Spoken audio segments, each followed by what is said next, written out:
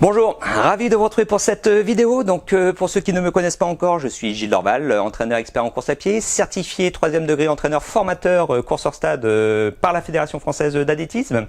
Et je suis aussi donc le créateur du site conseilcourseapied.com que j'ai créé en 2005. Alors à travers cette vidéo, je voulais tout simplement vous expliquer pour quelles raisons je ne regarderai pas comme des millions de téléspectateurs les Jeux Olympiques de Rio cet été.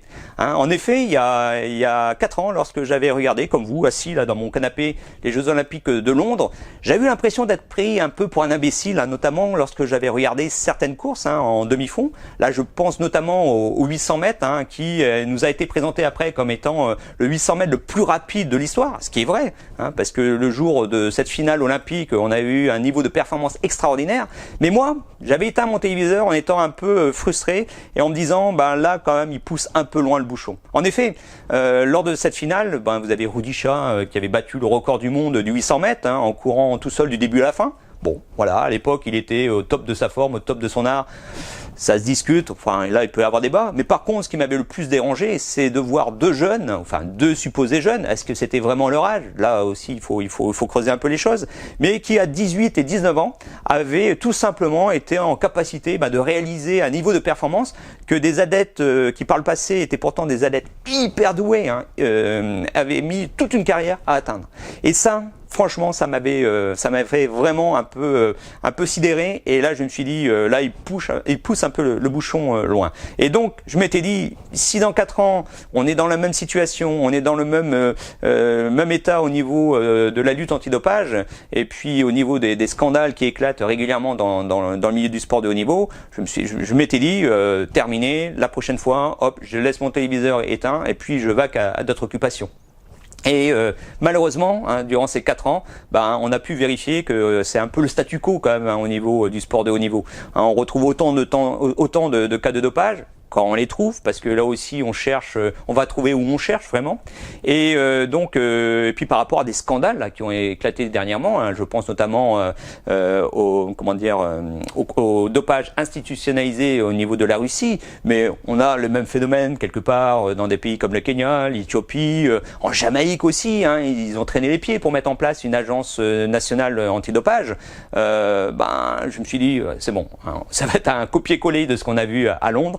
Donc terminé, je laisse le téléviseur éteint cet été. Alors, ça c'est ma position évidemment. Elle est sans doute un peu radicale, vous allez me dire, oui mais Gilles, à Rio il va y avoir des gens qui sont clean, qui s'entraînent sérieusement, qui méritent d'être là-bas. Et là je suis tout à fait d'accord avec vous. À Rio, il va y avoir beaucoup d'athlètes qui méritent 1000 fois d'être présents, qui méritent par rapport à leur sacrifice au niveau familial, au niveau personnel, au niveau financier, qui méritent 1000 fois d'être à Rio. Ces gens-là, ils sont tout à fait respectables et ils ont toute ma considération.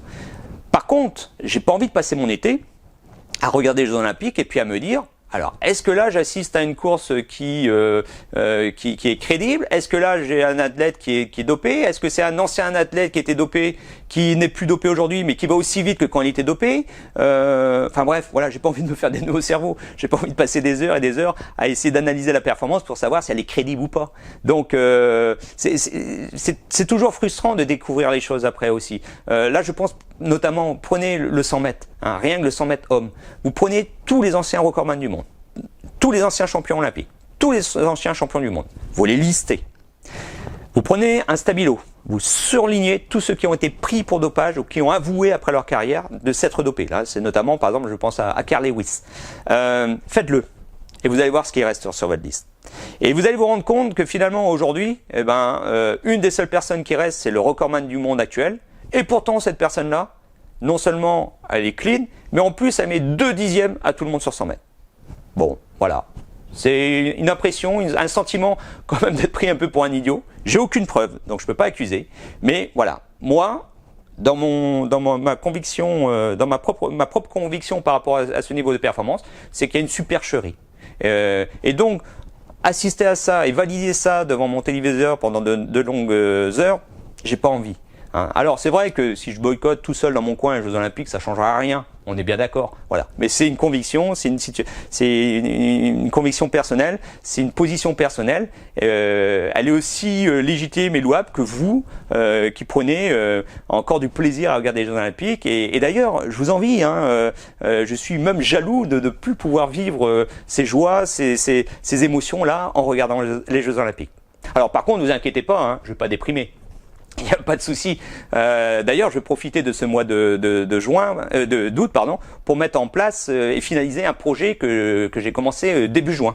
Et donc, pendant cette période olympique, je vais faire les derniers petits réglages du programme que je suis en train de mettre en place spécialement pour vous, notamment les coureurs de 10 km, parce que je me suis rendu compte à travers nos différents échanges, les différents échanges que je peux avoir avec vous sur le terrain, via mon site internet, via ma chaîne YouTube, où je m'aperçois que malgré que vous ayez à votre disposition toutes les informations possibles et imaginables, soit sur Internet, soit dans les revues spécialisées, que vous avez encore des difficultés à mettre en place un entraînement 10 km qui soit vraiment efficace. Là, il y a encore 2 jours, je discutais avec quelqu'un sur ma chaîne YouTube et qui, s'interrogeait sur pourquoi il ne progressait plus en course à pied sur 10 km, parce que à côté de ça, il avait l'impression de mettre pourtant en place les séances qu'il faut pour progresser.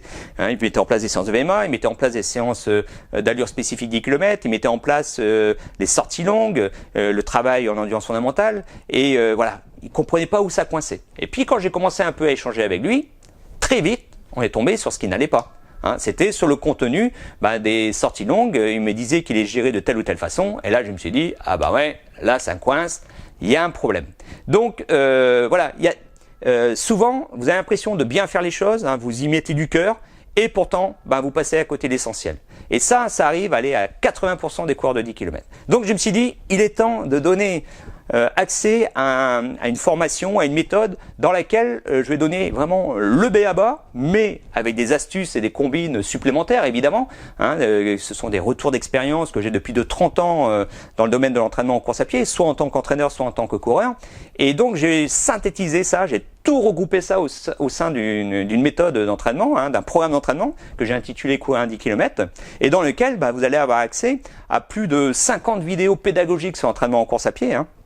Donc vous voyez, c'est un volume très conséquent de connaissances que je vais vous apporter à travers ce programme, parce que tout simplement, je suis intimement convaincu, alors là c'est par rapport à on va dire une déformation professionnelle, je suis enseignant, je suis professeur de PS, et donc je sais que on progresse davantage lorsqu'on comprend bien ce que l'on fait. C'est pareil dans tous les domaines. Pour progresser, pour s'améliorer, il faut comprendre ce qu'on fait. Il faut donner du sens à sa pratique de la course à pied. Et donc, à travers ce programme, vous allez avoir accès à une quantité considérable d'informations. Et puis aussi, vous allez donc, à travers c'est plus de 8 heures de programme, 8 heures de visionnage, vous allez avoir accès évidemment à toutes les informations, à tous les conseils pour développer vos qualités cardiovasculaires, vos qualités musculaires, vos qualités on va dire psychologiques.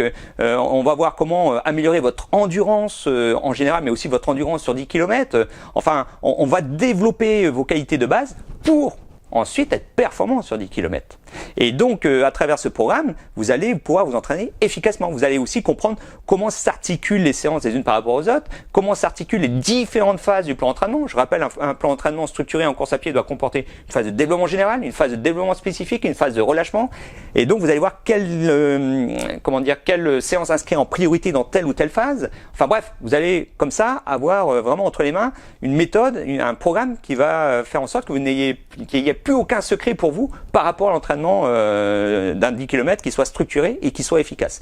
Je vous disais il y a quelques instants que je diplôme d'entraîneur formateur course hors stade au niveau de la Fédération française de d'athlétisme. Donc je sais la quantité d'informations, les informations qui sont apportées aux entraîneurs de clubs lorsqu'ils viennent dans ce genre de formation. Et là, je peux vous dire que vous allez avoir entre les mains un programme qui est encore plus puissant, plus complet que ce qu'on peut donner à des entraîneurs de club. Donc vraiment là vous allez avoir entre les mains un outil vraiment qui va vous faire progresser sur 10 km. Alors évidemment en plus de toutes ces connaissances, vous allez avoir aussi des plans d'entraînement.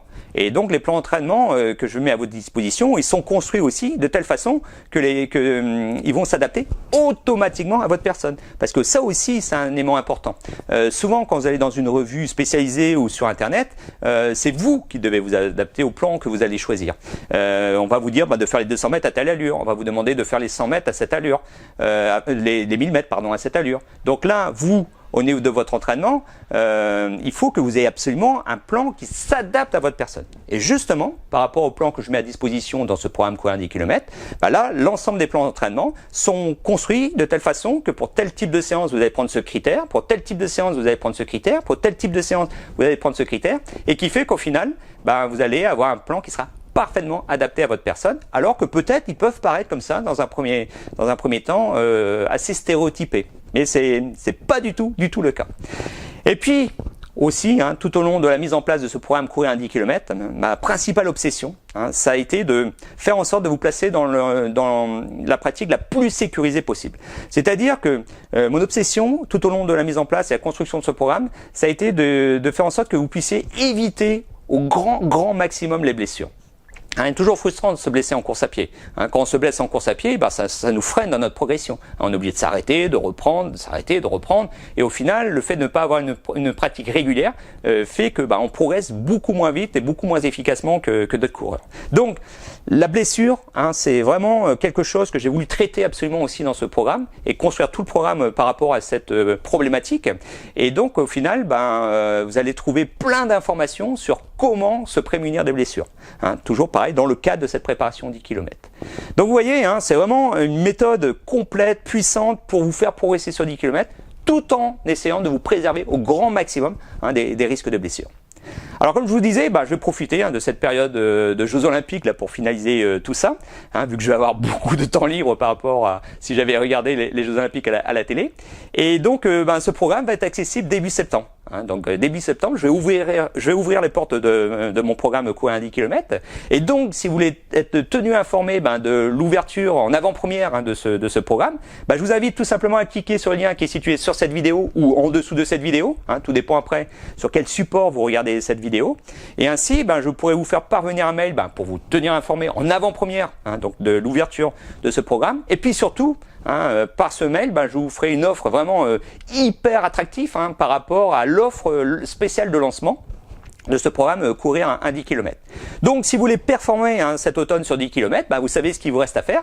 Vous cliquez sur le lien, vous indiquez votre prénom, votre adresse mail, et puis ainsi, dès que le programme est accessible, je vous envoie un petit mail. Et puis aussi, vous allez voir, si vous inscrivez, maintenant à cette liste donc on va dire de pré-inscrits au programme Courir 10 km, vous allez pouvoir visionner une vidéo dans laquelle je vous explique quelle est pour moi l'allure essentielle que le coureur à pied doit maîtriser s'il veut progresser dans le temps en course à pied. Et évidemment, cette allure-là, ces informations que vous aurez dans cette vidéo sont complémentaires et viennent en complément de tout ce que vous allez pouvoir découvrir dans le programme Courir 10 km.